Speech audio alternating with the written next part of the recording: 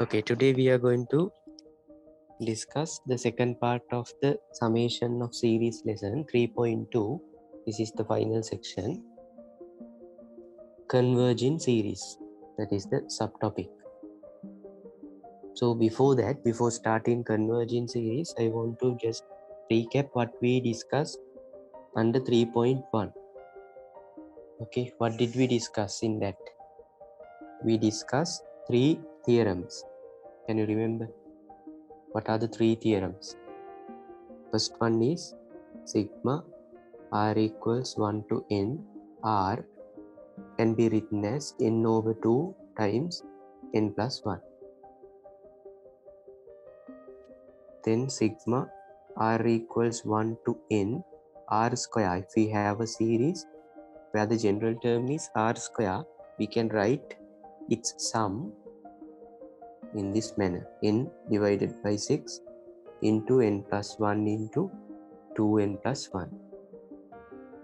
This is when the last term of the series is n. If we can change this, or if we want to change this to 2n, sometimes in the question they ask for 2n, then we have to replace this n, each and every n, to 2n. If this is sigma r equals 1 to 2n r square, same general term, then these n terms become 2n. Okay, 2n over 6, 2n plus 1, this becomes 4n plus 1. And the third one, last theorem, is r equals 1 to n r cube. Then the general term is r to the power 3. Then it is the square of this one, square of r, n square over 4 into n plus 1 square. Okay. Then there was another important thing what we discussed there. That is, let's say we have a series like this.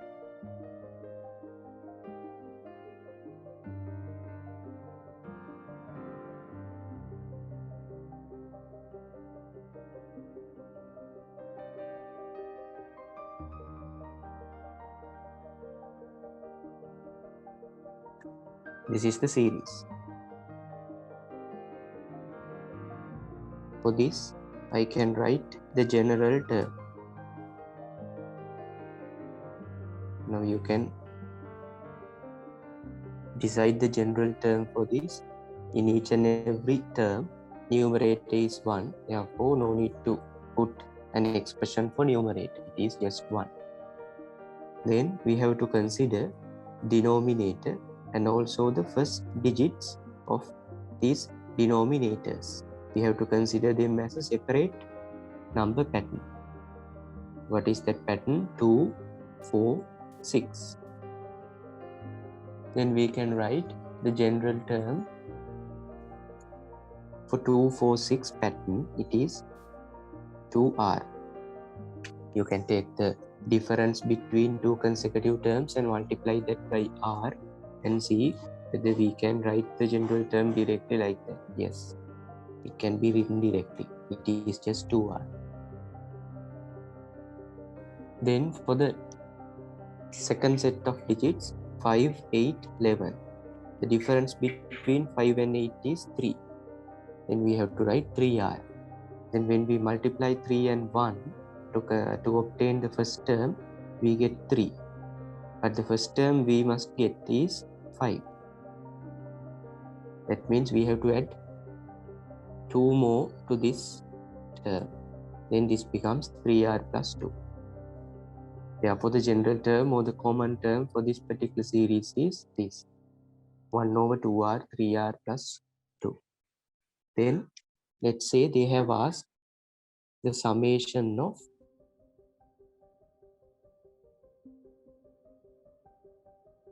r equals 1 to 10. That means sum of first 10 terms. Then you have to take the sigma notation for the general term like this. But we don't have a theorem to obtain the series for a denominator or for a fraction like this. This is a fraction. So we have theorems for r square and r cube. Then when I multiply the denominator, we get this 2r into 3r, this 6r square plus 2r into 2, it is 4r.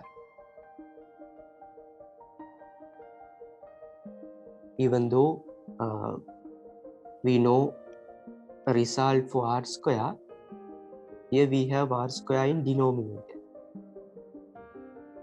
Then from the first section that we are going to discuss today under 3.2, we are going to find a method to find answers like this for these kind of fractions. How to write these kind of answers directly for these denominator things. For fractions, for general terms having fractions. So this is the first thing we are going to discuss today. Then let's consider another series like this. 7 plus 9 plus 11. Continuing. Now for this example, I have considered a series without fractions. Then what is the general term? General term is 2r plus 5. Then we can find the sum of first n terms for this general term. What is the method? We have to separately write sigma notation for these two terms. That is sigma r equals 1 to n 2r.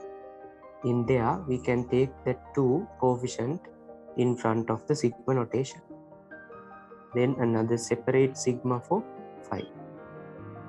Now, you know the answer for this. Sigma r equals 1 to n r from our first theorem. Now you can substitute. Then 5. This is actually 5 times sigma r equals 1 to n 1. Then sigma 1 is n. Then you can simplify this and get the final answer, that is n square plus 6n. Let's say they have asked sigma r equals 11 2r plus 5 as the second part of this particular question under this series. Now we know the sum as n square plus 6n for this general term when we consider r equals 1 to n. Now we have r equals 1 to 11. That means I have to replace n by 11 because our upper limit is, this is upper limit, that is 11. It is not n. Then it is 11 square plus 6 into 11. For these simplifications, you can use the calculator. Okay. From that, you can get the answer. Then last part, let's say they ask as the second part of this particular sum, they want the sum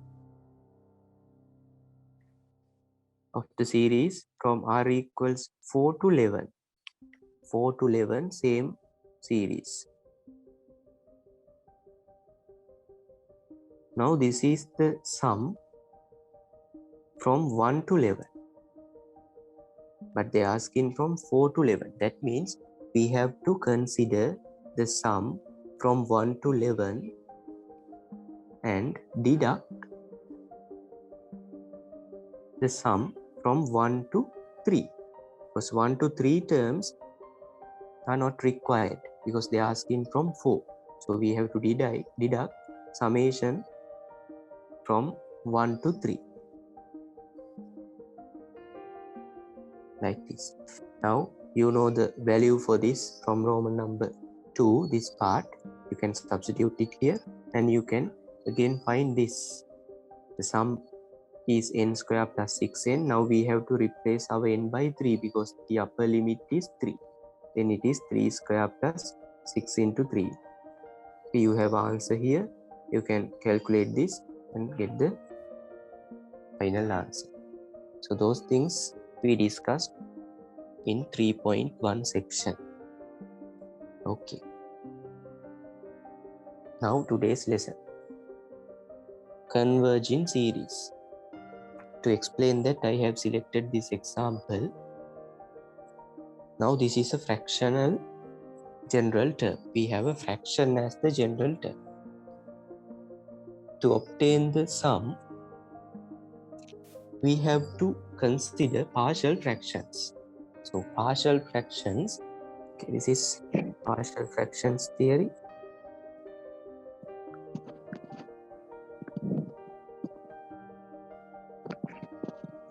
Okay, the meaning of partial fractions is writing a complex fraction like this. This is a complex fraction because we have two expressions as the denominator. We have to convert that complex fraction into a sum of simple fractions. Sum of simple fractions. Okay, this is what we are going to do. We can express this particular fraction like this. A constant over r plus another constant over r plus 1. That means we are writing these two expressions here in the denominator as separate fractions. Okay. Then, since this is a linear factor, r is a linear factor, r plus 1 is a linear factor. Then what are the other factors we have? Quadratic factors. We have quadratic factors.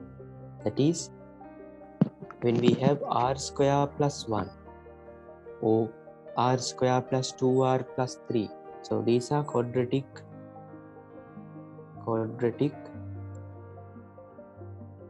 factors. Quadratic factors examples are r square plus 2r plus 3. Quadratic expressions. That's it. R square plus 4, because we can't simplify r square plus 4, can't factorize this further. When we factorize this, I think yes, then it is not a quadratic. So we should have a quadratic factor where we can't factorize it further like this. So they are quadratic factors. When we have quadratic factors, then the theory is different. But under series lesson, we have only linear factors. These are called linear factors. So I'm not going to teach you the method that we have to use in partial fractions for quadratic factors. For today I'm going to teach you how to apply the partial fraction theory for linear factors. Then for each and every linear factor we have in our complex fraction, we have to take different constants a, b. When we have another linear factor like r plus 2, then we have to consider it as c over r plus 2. That is the first step. After expressing this complex fraction like this, in this manner, sum of two simple fractions, you have to consider the common denominator. You have to consider the common denominator for these two fractions. Here it is the same complex fraction. Then what is the common denominator? It is r into r plus 1. Now I have to multiply a by r plus 1 factor, then b by r factor. Now I can cancel these two linear factors in both sides. r plus 1 get cancelled. Then we have a times r plus 1 plus b times r equals 1. So this is an equation where we have two unknown terms, capital A, capital B. Now we have to calculate capital A and capital B. For that, you have to cancel one of these unknown terms. You have to cancel one of these unknown terms. That means first I can find B if I can cancel A. How to cancel A from this equation? If I can make this factor equal to 0, then A times 0 becomes 0. Then A will be cancelled. Then you have to check what is the value that we have to substitute for R in order to make this bracket 0. That is minus 1.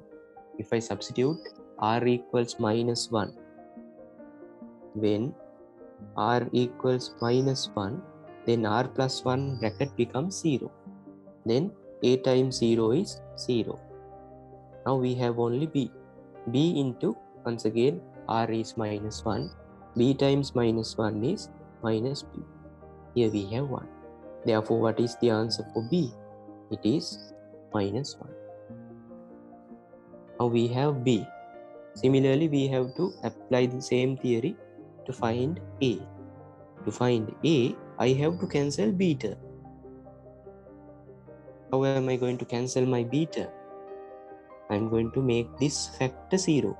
Then it is direct substitution. R equals 0. We have to consider R 0. Then this entire term becomes 0. Then 0 plus 1 is 1. Then A times 1 is A. Then we have our answer for A. It is 1. Now we know B, we know A. Using these two, we can express this complex fraction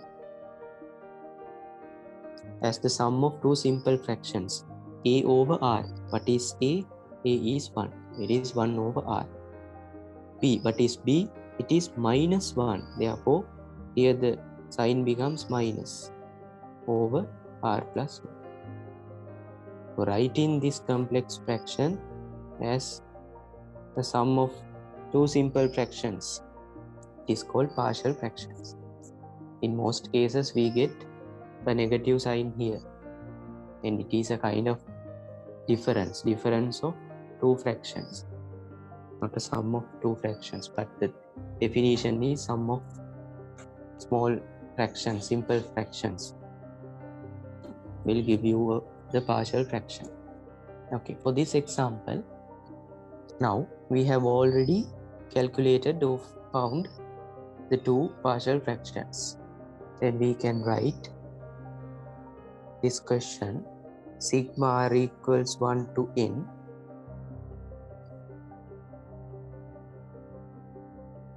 as 1 over r minus 1 over r plus 1. So it is 1 over r minus 1 over r plus 1. So the first step in converging series is to find the two partial fractions, or two or three partial fractions for the complex fraction given. So we have done that. Now what is the meaning of this sigma notation? It says you have to take the sum of these terms starting from 1 up to n. Now take the sum. When r equals 1, you have to write the two resulting terms. Then 1 over 1, that is 1, minus 1 over 1 plus 1, because we are substituting 1 for r. 1 over 1 plus 1 is half. This is the first term we get. Then second term is when r equals 2. Now substitute 2 for these r terms. Then here we get plus 1 over 2 minus here 1 over 2 plus 1. It is 1/3. Then take the third term, that is when r equals 3. When r is 3, this becomes plus 1/3. That second part becomes 1/4. So we can continue this up to n. So like the theorems, like the proofs of the theorems we discussed in last session, in there we substituted 4 values, r equals 1, r equals 2, and from the bottom r equals 1 and r equal n minus 1. So here generally it's better if you can substitute for 3, r equals 1, 2 and 3, and r equals n minus 1 and n minus 2. 3 terms from down as well. Then what are the results you get when you substitute r equals n minus 3? Now I'm going to substitute third last value, that is r equal n minus 2. Then this becomes 1 over n minus 2. Then here minus, substitute n minus 2 for r. n minus 2 plus 1 is n minus 1. Now next, second last term, when r is n minus 1 plus 1 over n minus 1 minus n minus 1 plus 1 is 1 over n. Now the last term, r equals n. Then it is 1 over n minus 1 over n plus 1, because for r I have to substitute n, then this becomes n plus 1. Now these are the terms. We have written first 3 terms and last 3 terms. Now we can cancel few terms like this. Minus half get cancelled with plus half. Minus 1/3 get cancelled with plus 1/3. Similarly, you can cancel minus 1/4 with this term if you have written the 4th term. Since we haven't written that, you can just cancel this term. Then plus 1 over n with minus 1 over n. Similarly, you can cancel up to this term. So we are left with 1 minus 1 over n plus 1. So that is the sum of this partial fraction of this series with this general term. This is the sum. So this is the method of obtaining that sum. First you have to separate the fraction into its partial fractions, simple fractions, and substitute first 3 terms and last 3 terms and identify how are they going to cancel. This is not the cancelling pattern in all the questions. This is for this one. Don't think always you will get first term and last term here. No, that's not the case. In some questions, the cancelling pattern changes. So here, the sum from 1 to n is this. Okay. Then in this example, they are not expecting us to find the converging series thing, but to complete our discussion, I will take that. So this is the last part of the question. If they have asked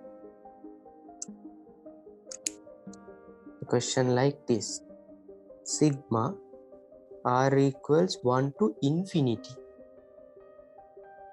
the same series, same partial fraction is given. They can ask a question like this. After finding the sum for n terms, they can ask, what can you say about the sum when n tends to infinity? They will give it like this. N tends to infinity. That means you have to substitute infinity for n. Or this idea can be given in this way also. Sigma r equals 1 to infinity, the general term. Then you have to substitute infinity for all the n terms you have in your sum. So here we have n, you have to substitute infinity there. Then what is 1 over infinity?